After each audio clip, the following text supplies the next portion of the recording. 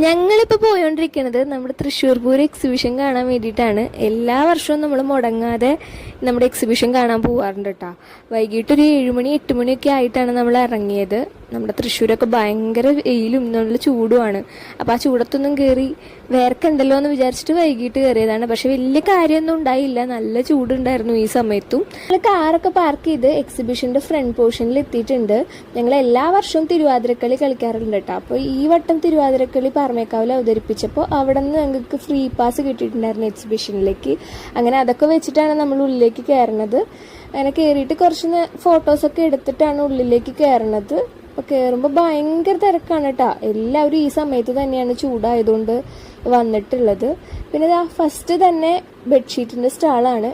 എല്ലാ ഷോപ്പുകളും എല്ലാ വർഷത്തെ പോലെ അതേ സ്ഥലത്ത് തന്നെയാണ്. ഞാൻ ആകെ വാങ്ങിയത് ഒരു ബാഗാണ്. അപ്പോൾ ഈ കാണുന്ന ബാഗിൻ്റെ ഷോപ്പിൽ നിന്ന് ഞാൻ എല്ലാ വർഷവും ഒരു ബാഗെങ്കിലും വാങ്ങാതിരിക്കില്ല.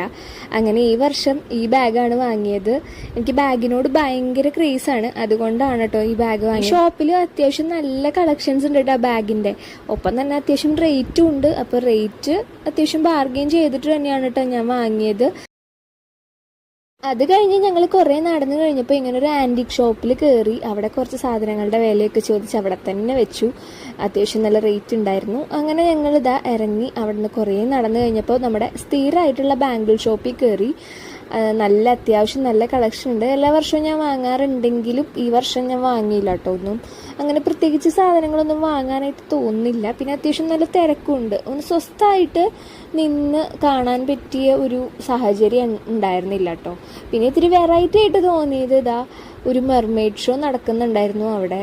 ആ സമയത്ത് ഒരു ഓഫറായിരുന്നു കേട്ടോ. 2 പേർക്ക് 50 രൂപ എൻട്രൻസ്. അങ്ങനെ ഞങ്ങൾ പുറത്തേക്ക് എത്തിക്കഴിഞ്ഞ് അത്യാവശ്യം നല്ല കളർഫുള്ളായിട്ടുള്ള സംഭവങ്ങളാണ്. കുറേ റൈഡ്സും കാര്യങ്ങളൊക്കെ. എനിക്കിതിലൊക്കെ കയറാൻ പേടിയാണ് കേട്ടോ. പുറത്തുനിന്ന് കാണാനാണ് ഇഷ്ടം. എല്ലാവരും എൻജോയ് ചെയ്യുന്നത് കാണാൻ ഭയങ്കര ഇഷ്ടമാണ്. എക്സിബിഷനും ഇവിടുത്തെ തിരക്കൊക്കെ കാണുമ്പോൾ എന്നെ ഇവിടെ വെച്ച് പണ്ട് കാണാതായതാണ് കേട്ടോ ഓർമ്മ. അന്ന് ഞാനും അമ്മയും കസിൻസ് എല്ലാവരും കൂടി ഒരു ഷോപ്പിൽ കയറിയത് മാത്രമാണ് കേട്ടോ എനിക്ക് ഓർമ്മയുള്ളത്. തിരിഞ്ഞു നോക്കിയപ്പോൾ അവരാരെയും കാണാനില്ല. ഞാൻ നിന്ന് കരയാൻ തുടങ്ങി.